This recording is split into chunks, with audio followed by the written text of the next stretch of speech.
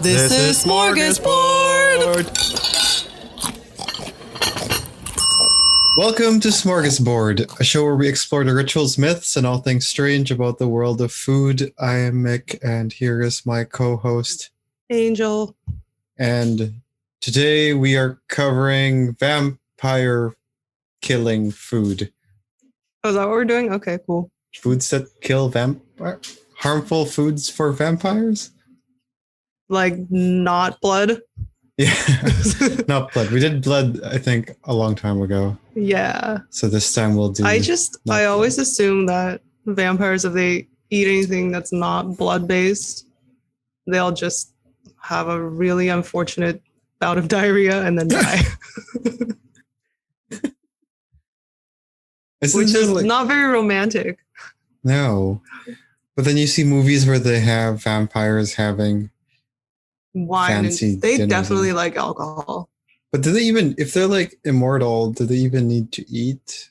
Or they don't even get drunk? But they're not like super immortal, because if they go in the sun, they fry. And then you can definitely stab them with some wood and then they'll die too. True.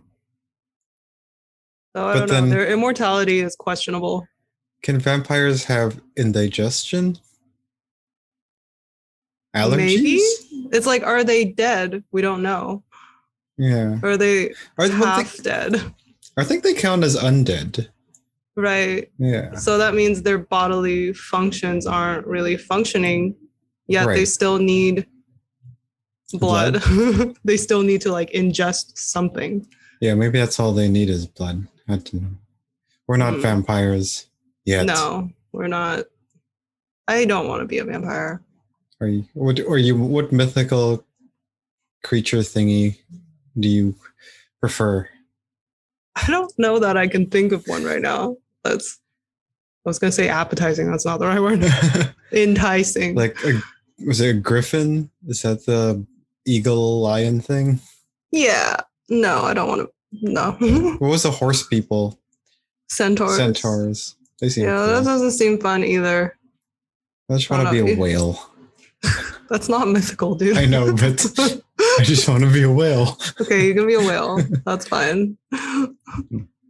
Anyway, it's been a while since we've done this, because I've been busy getting married and yeah, you've been traveling. Yeah. So I guess we'll start the episode with what's in our palate. Any tasty treats from your travels in LA? Well, my favorite place in LA is called Tokyo Fried Chicken. Oh yeah. It's in Alhambra. If anybody is in that area, definitely go buy yourself big buckets full of stuff. Is it chicken? It is chicken. Oh, okay. But I think there's one of their sides needs a shout out. It's roasted. Oh my God, what is that vegetable that everybody hates, but it's actually really good? Avocados? No, Brussels sprouts. Ah, yes. Yeah, they're roasted Brussels sprouts. Get like 3 sides of that. Per person? Per person, yes. Ooh. It's so good. I'm sad I never got to try that. I guess I have to go back to LA. Mm-hmm. Put it on like top of your list. Tokyo Fried Chicken. Yeah. Is their fried chicken good? Their fried chicken's amazing. Ooh. But that's just a given. That's why I needed to talk about the side. Do they have like different flavored fried chicken? Or are they kind of we do one type of fried chicken kind of? There's a few different types. Okay, cool. I'll go there multiple times. Yes. Try it. When things were open, they're not doing dine-in right now. Like it used to be quite a long wait, and they don't take reservations. Just so you know. Wow. Okay. I'll just do takeout. Do they Uber? They do, yeah. I've been dashing them. All right, I'll do that from Vancouver. Yeah, I don't know. Good luck. Yeah. What was in our palette? Well, we had a wedding with 2 people, which is me and her. Oh, we had a cake. I would hope it's 2 people instead of 1.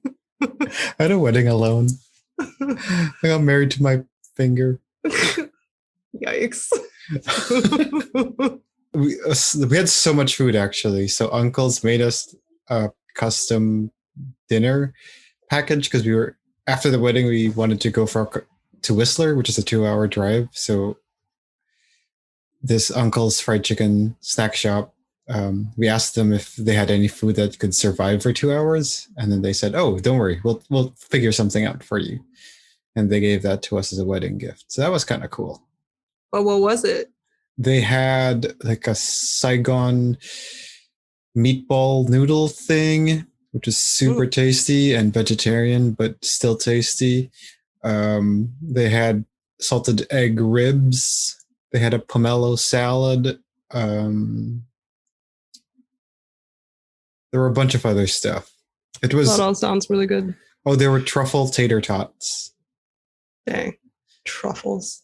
Yeah, so the car smelled like tater tots and truffles on the way up, which is truffles awesome. Smell like a wet fart sometimes if it's too strong. Yeah, this one did not. Thank fortunately. Yeah. And then we got a cake from the sweet Thea, and they made us a lemon raspberry cake with like a chocolate coating. So that was awesome. I'm just picturing you guys with like zero luggage, but food in the trunk. you say that, but it's half true. We had, those restaurant bins, the gray like little bin thing. So we had 2 of those for food, filled with stuff for 3-day trip. Sounds like a good Fill time. that up with food. You guys are acting like they don't have food up there. It's Whistler. I mean, this lodge we went to is a beautiful lodge, but food is not one of their strong suits. It's pretty vanilla. Right. So. I can imagine. Pretty much. It was a pretty standard one. And then they had like your token Asian dish and your token falafel. It's always Asian noodle salad. Yeah, right. It's like, okay, cool. Thanks. But I don't know. It's we look at the menu and then you ever look at a menu and then feel like nothing there is appetizing? Yeah, all the time. The Cactus Club menus or like Earl's menus. It's just kind of like that. It's like, oh, this does not look exciting or enticing. That is their crowd. It's like you open the menu and you're like, oh, I just got full. Anyway, but yeah, the food we brought was good. My mom brought a charcuterie board for us too, and we didn't finish a lot of our food. There was way too much food for 2 people. Could have given it to me. Yeah. No, you couldn't. Well, you were it was very far away. But speaking of food or lack thereof, we're doing vampires who hardly eat. And the ones we're going to talk about are the food that will harm vampires. Because we did werewolves just before we went on a break. So we're going to do vampires this time.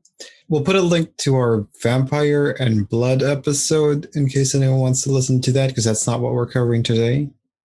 But anyway, the origins of the vampire. Oh, we're going way back. We're going a little way back. I was curious what vampires were like back then. But the origins of the word vampire itself go as far back as 1734, apparently in a travelogue titled The Travels of 3 English Gentlemen. Sounds like the beginning of a Hallmark YouTube channel. Don't remind me. But apparently countries like France, Germany, Austria also have evidence of the use of the word vampire outside of this travelogue. In France, they were called vampire, Vampyre instead of I. Vampire. In Germany and Siberia, or Serbia, I mean, they're called vampire, Vampire. There's also some evidence of the ideas of vampires existing as early as as early as ancient Egypt or China. Essentially, just kind of, if we simplify the definition of vampire as creatures from the dead that drink blood or suck souls, then so is it specific like blood? That's Not how they even, differentiate yeah. from zombies, who This are one is also like, undead. Yeah, They differentiate it from zombies by categorizing it as drinking blood or sucking souls. Got it. Yeah. The origin of the idea of the vampire, on the other hand, seems to root from the fear of the dead, I guess from like an anthropological perspective. Dead or dying. Yeah. Or more like, fear of the dead coming back to life to haunt the living after you bury them. Right. Does that make sense? Yes. Yeah. Like that's kind of where the idea of a vampire came up, like the origins of it, I guess, in terms of ideology. For the most part, in the science perspective, it might be just because people confuse dead bodies as coming back to life sometimes. For example, when your body decomposes, sometimes fluids come out, or your skin shrinks, or even sometimes your nails can continue to grow. And people tend to think back then that were like signs that maybe these dead bodies would come back to life at night to like suck on the blood of people. That's why fluids fill up their soul or their bodies or stuff like that. They're very imaginative. Yeah, but really they're just pooping. Yeah, they're just off gassing, guys. Yeah, exactly. Disease was also another cause that led people to believe in vampires. The plague, for example, would leave people with blood in their mouths, which were thought to be blood of other people. Porphyria is another disease that is believed to have roots of vampiric belief. Interestingly, today, there's still no cure for this disease, but here are some symptoms, and tell me if this sounds like vampires. Sensitivity to sunlight, sometimes causing blisters. Check. Your gums could recede, showing more of your teeth. Check. Aversion to sulfur, which garlic has.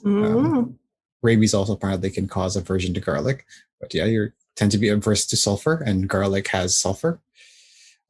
Facial disfigurement, which can cause people to potentially avoid mirrors. Okay. And red urine. And what? Red urine. Oh. That one I feel like is a little bit of a stretch, but in terms of vampire. But I guess because you're peeing all the blood that you sucked. I'm looking at pictures of porphyria right now, and it is not sexy. Is it like blue waffles? No, there's a lot of faces falling apart. Oof. There's a lot of hand pictures, right. Like boils on hands and general ungood things. Do any of them look like vampires? No, I guess like I'm used to the idea of vampires being kind of hot. Like good looking hot or pretty, like not like on fire hot unless they've gone outside. Maybe they were hot and then they got blisters from the sun. And then they were just not hot. Yeah. Maybe. Yeah, no, there's definitely like an element of sexiness in vampire lore. Yeah. I don't know. I guess when I think of vampires, I think of them as like super clothed in like Victorian clothing. Oh, right. Yeah. Layers upon layers upon layers. Yeah, with like those hanging billowy sleeves. Tassels, and penguin suits. Very specific. Yeah. Well, the ones that have like the tails in the back. Oh, right. Tailcoats. Yeah, that one. Yeah, so in terms of like what traits vampires could have, the porphyria, as we said, the symptoms do remind us of vampires. The simplest definition I found of a vampire, if we want to like cut it down to just one definition, is a creature that feeds on the essence of the living. But obviously this makes it that it kind of gets close to zombies as well. In some ways, I would argue that they're kind of related, probably, like the same way squids and octopus are related. They're adjacent. Yeah. Adjacent They're relation. Undead adjacent. Like same family, different genus. Right. I can see a family tree happening. Yeah. Specifically, though, there are some other traits that can potentially define a vampire.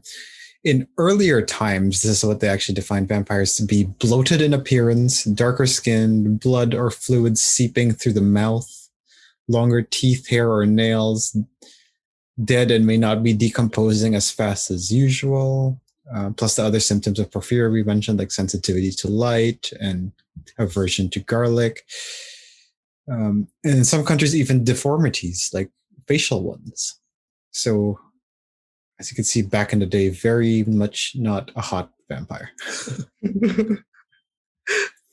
The opposite. Yeah. Today, though, I think what are more common are, aside from the blood drinking, are having fangs, being averse to sunlight, having potentially morphing abilities, like changing into bats or different animals, hypnotic powers, super strength, and having no shadows or reflections. And they're being usually hot. really pale. Yeah, paling.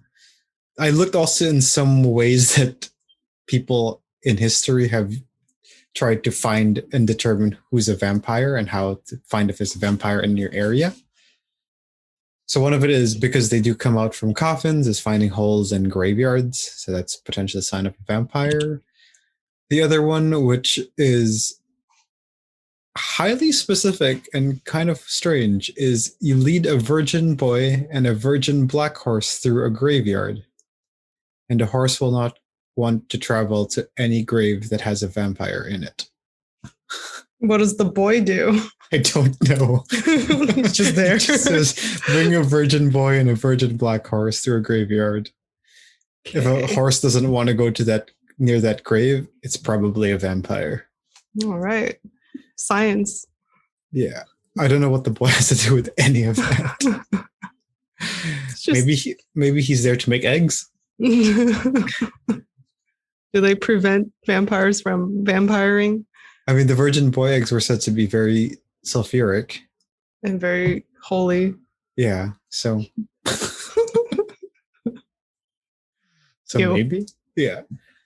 Vampires today, though, are mostly believed to be fictional, not these creatures of the grave anymore. I think the entertainment industry has had a lot to do with that. And we mostly see them now in literature and media. Now I want to talk about some famous vampires. I only have two. So Count Dracula is one. He's an important one. He is. He was a fictional vampire that was born from Bram Stoker, an Irish author, who actually was inspired by our story from Romania of a guy named Vlad Dracula, who was born in Transylvania. The Impaler. I know about him. Yeah, Vlad the Impaler. Vlada the Impala. He liked to skewer people. Yeah. On a it was a hobby. Stick. It was a passion of his. He went on a war, went to find himself, and came back realizing that he wanted to stab people. Staking people was like where joy is at. Yeah, it's like, I mean, red wine is cool, but have you ever tried staking? Staking people and then drinking the blood of that like ran down the poles? Yeah. I prefer it with a teaspoon and a side of sugar. That's such like a niche way of killing people. It's like, I only kill people by impaling them. Yeah. It's so, I mean, it's pretty creative. Would he do that, still kill people that way in the battlefield? Oh no, this is just for his entertainment. It's like, hold on. Let me just chop down this tree. Just wait. And impale you with it. I gotta put the stake down in the ground. Yeah, so Vlad the Impaler, he was a brutal ruler in Romania in the 1400s. The inspiration of Count Dracula came from here because of, pretty much just him killing people and drinking blood. Some say that he would even dip his bread in the blood of his victims. Sometimes that bread is just so dry, dude. Yeah. It's like, I get that you like butter, but have you tried blood? Bludder. You get a little bit of butter. You get a little bit of blood, a little bit of sugar, put in the bread. Ooh, nice and A little sweet. butter. Yeah. Another vampire who's also probably popular, but unlike Count Dracula, she's actually real, is Mercy Brown, who was a real human being who lived in Rhode Island, and in the late 1800s, apparently many of Mercy's family mysteriously died, including Mercy. And when Mercy's father exhumed Mercy's grave, he noticed that her body did not decay as much as everybody else in the family, and she had blood in her mouth. A reason why they actually exhumed her was because I think because she died first and then all her family members started dying. So they're like, something wrong about all of this. And then they thought maybe there's a vampire. So when they checked Mercy out and she wasn't decaying as much and she had blood in her mouth, they're like, oh no, she's totally a vampire. Mystery solved. Mystery solved, yeah. So they cut her heart out and burned it and then fed the remains to her brother, who was also getting sick. Like the same way that the other dead family members were. In a crazy twist of events, he died. It didn't work. Shocker. Shocker. George was probably like, oh, shocking. Oh, mercy. It didn't work. Oh, dear. Oh, dear. Wait, they're in Rhode Island. That's America. Why do they sound British? Maybe they sounded British in the 1800s? No.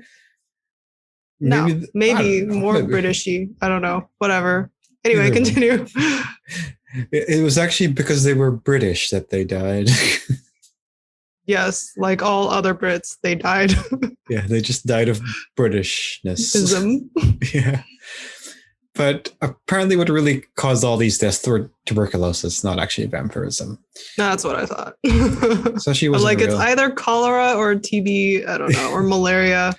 Right. Something. Yeah. It's a surprise she wasn't a real vampire. But for a while, people thought she was.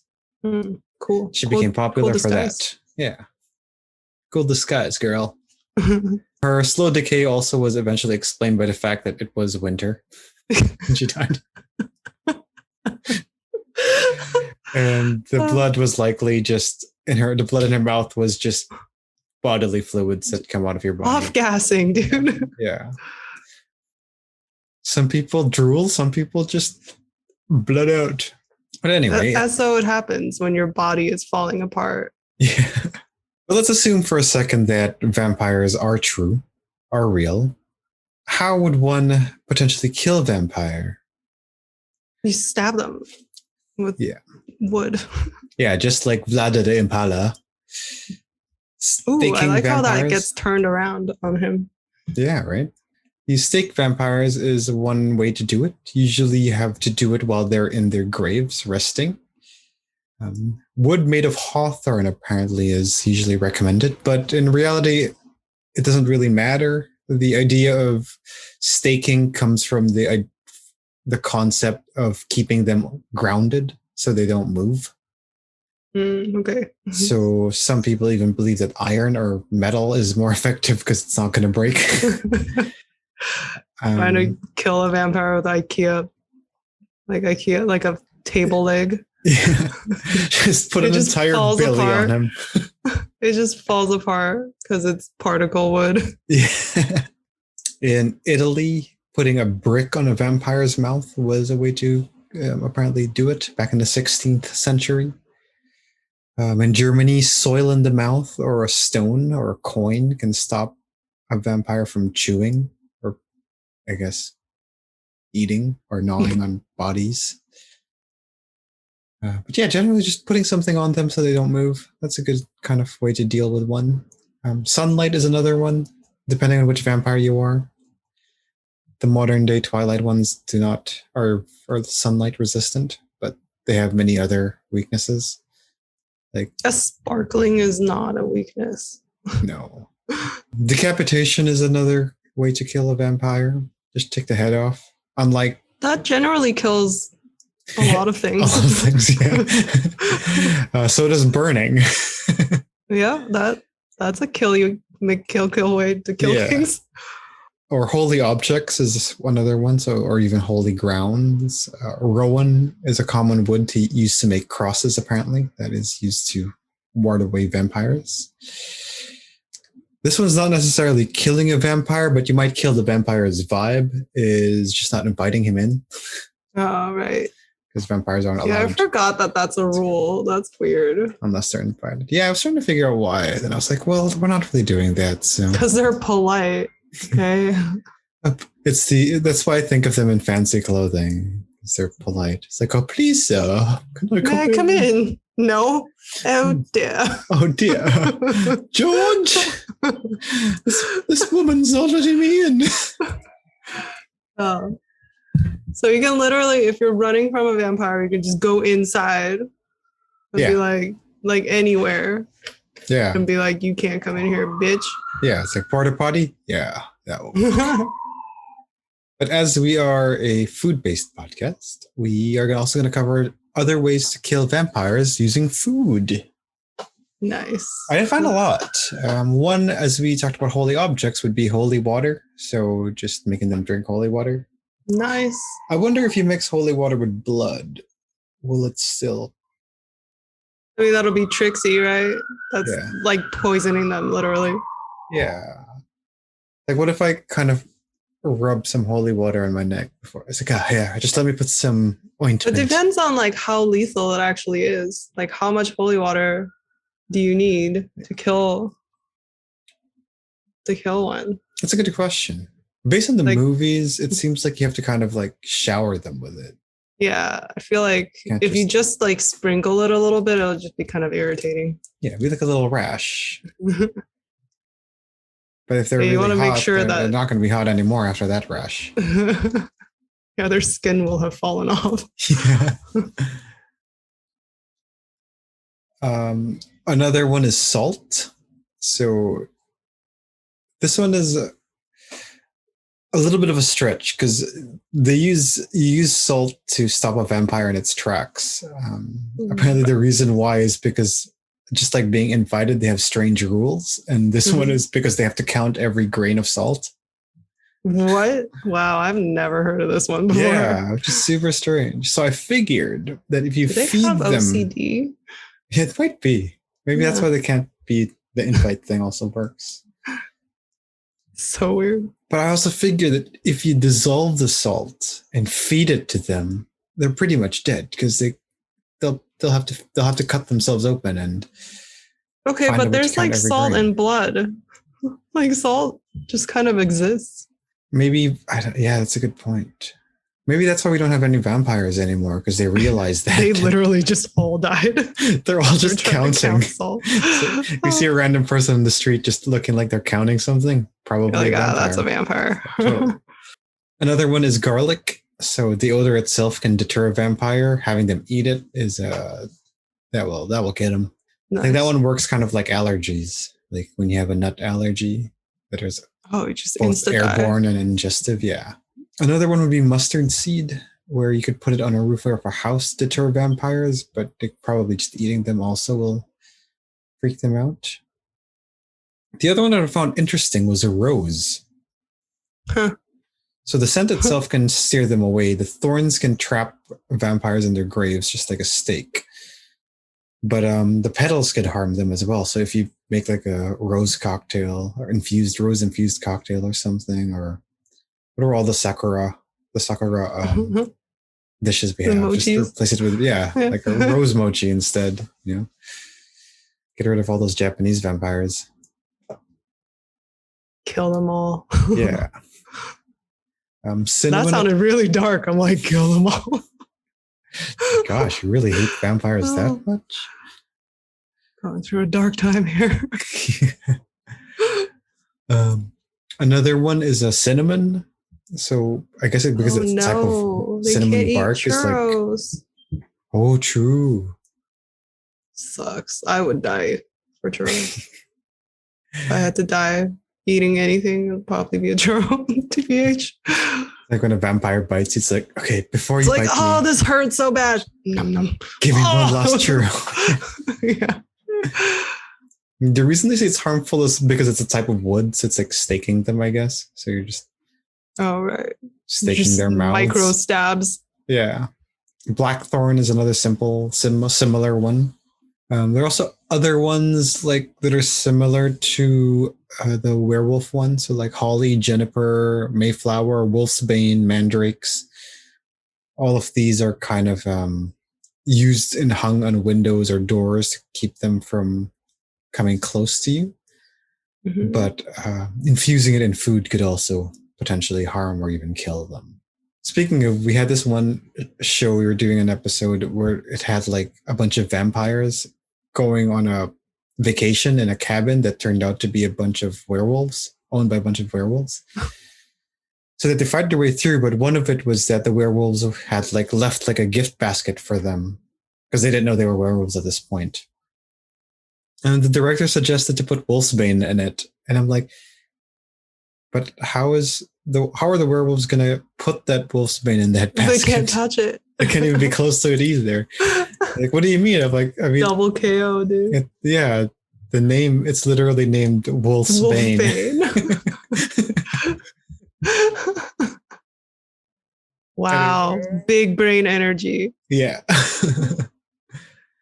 They also I think that vampire just entered without. Anyway, there's a lot of to each their own with vampires, I guess. Yeah, there's a lot of. I don't think I've heard of half of those. Yeah. I did not know that flowers are bad. Yeah. Yeah, apparently they are. Like holly, so I guess they hate Christmas. I cannot name a single Christmas thing right now. Santa Claus? Oh. Hold on to your wreaths. Yeah, that's a thing. That does not flow right. No. Whatever. Just not even going to think about Christmas movies. All right. Hold on to your cocoa. It's not exclusively Christmas. That's fair. Moving on. Yeah, that's pretty much all we had for vampires killing with food. And yeah, I want to go back a little bit to this idea of vampires eating human food. I still don't know. I honestly don't think they really eat for getting satisfied. Like their diet would be, they're just like liquiditarians, I guess, because they just drink blood, and everything else they eat for like pleasure. I guess it depends on like what type of vampire anatomy you subscribe to. Yeah. There's so many different ones.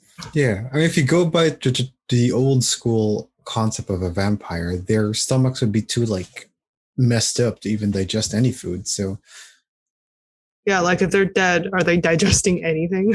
Yeah, I don't think so. Mm. If they're on, yeah. But then again, if they don't digest anything, why do zombies eat? Yeah, those are questions I can't answer. Yeah, it's a little too late in the night to do philosophical questions like.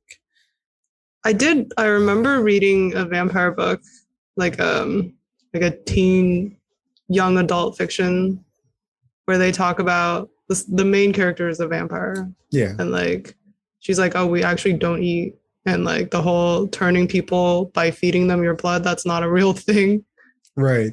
They have to do like full body transfusions to turn someone. So like I thought that was interesting. You have to change their whole blood. Yeah. Interesting.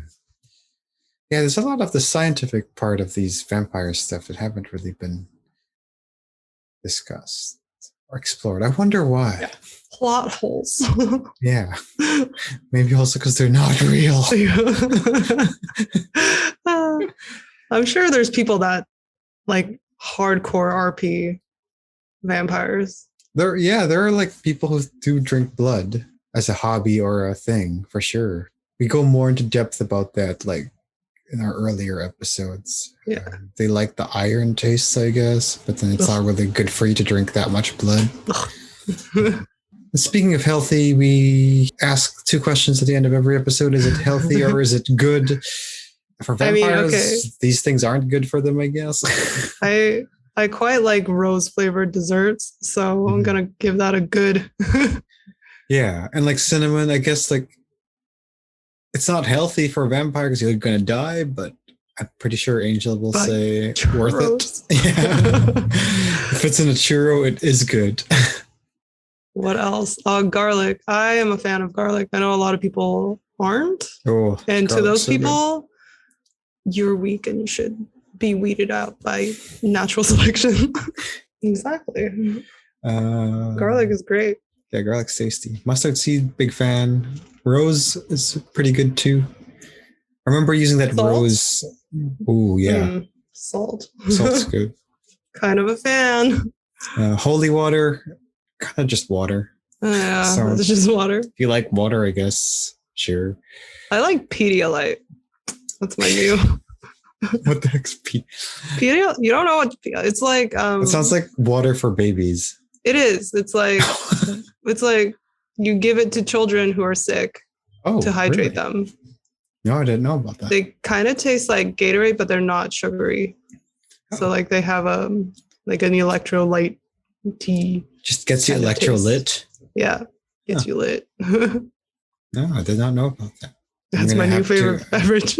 And I have to go hunt down a little child, I guess. Oh. Like I got some Girl Guide cookies. Oh yeah. You just go to Walmart. That's an option too. I did not hunt down a bunch of Girl Guides to get our Girl Guide cookies. Which I still have, by the way, because I didn't take them with me. So fair. I feel like we should do that at the end of every episode. What's your Girl Guide count? Oh, mine's the same as last time. Okay. Honestly. So you still have quite a bit then. Yeah. Oh. I went on a depression diet of not eating. Oh, that's right. Yeah. Sorry. I was casually like, oh, that's right. Yeah.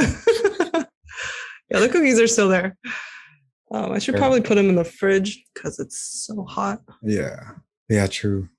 Ooh, I should put that's a good idea, just in general. Cold Girl Guides. Frozen. Yeah.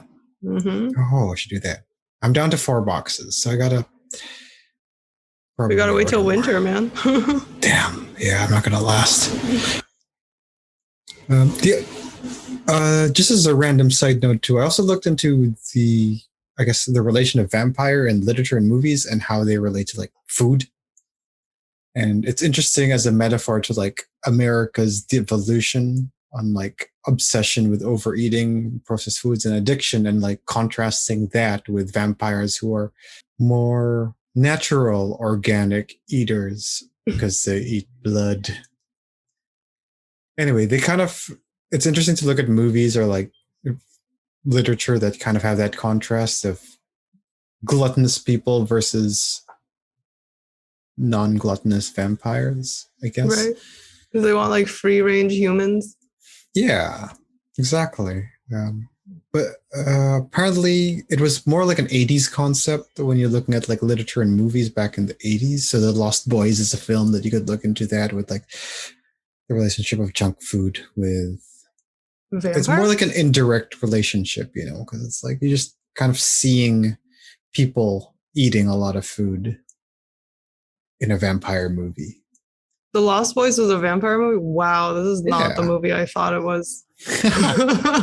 I can't even tell you what I was thinking. Oh, I'm thinking of Boys in the Hood. Oh, yeah, I was. Like, where are the vampires? Never mind. That's the one with Martin Lawrence and Will Smith, right? I think so, yeah. Bad Boys. Never mind. Okay. And then there's the book called The Hunger in 1981 as well. I thought it was an interesting movie based on that too. I think David Bowie's in it. Oh, isn't David Bowie in no, it's not. The Lost Boys is just a very lost movie in our brain. I could see what they mean by these indirect relationships. I don't think it's as clear cut as the way they make this distinction of like vampires being written in the 80s as a way to say we should steer away from our obsession of overeating. It's an interesting argument or thesis. I think myths, they like evolve with the time. Totally. Yeah. So like if you were to show like Twilight to someone in the 80s, they'll be like, what the fuck is this shit? That's not a vampire. This is what you call the millennials. Yeah, basically. I guess it like they reflect whatever zeitgeist is going on in society. Yeah, that's fair. That's very interesting, actually. Yeah. So that makes sense. Maybe vampire is our historical Mirror, mirror, but not mirror because you can't see them in the mirror. That's why they're the contrast, because you can't see who you're not. That's deep, bro. This deep cut's brought to you by Really Late at Night and Overworked. Nice. But yeah, so that's kind of our episode. What do we want to do next? Actually, I have a list. Let me pull up a list of options. I have, where do I start? Let's start from the top. Okay. We have ancient food traditions we still do today, eating animal genitals, cures for the plague, moose nose. Cures for the plague. It goes with the theme of like death. True. Okay, we're going to do cures for the plague for 500 in the next episode. Nice. Probably in 2 weeks. No spoilers. No spoilers. I was like, eat rats. People die. Lots of people. No spoilers, but most of those did not work. As they usually did not in history. Exactly. All right. You learn from your mistakes sometimes. Yeah. Like one every 10 times, I think. If you're alive. If you're alive. Yeah. When you die, it just all resets again. Yeah. All your knowledge goes with you. Yeah, I think because history repeats itself because people just keep dying. Yeah, so maybe it's a never-ending cycle. Yeah. So if you're a vampire, then maybe history wouldn't repeat itself. Unless you like ran into a tree.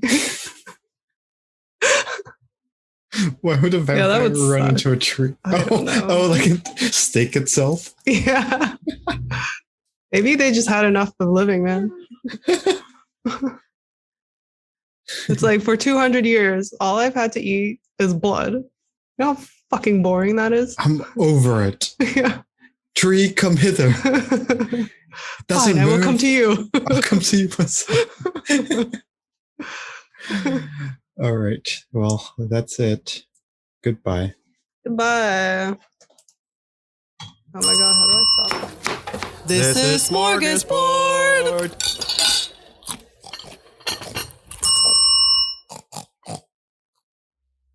This show was created by Angel Lin and Mick Narciso, hosted by Angel Lin and Mick Narciso, edited by Mick Narciso and Bianca Goico, logo and graphics by Angel Lin, music by Mick Narciso, and videography by Bianca Goico.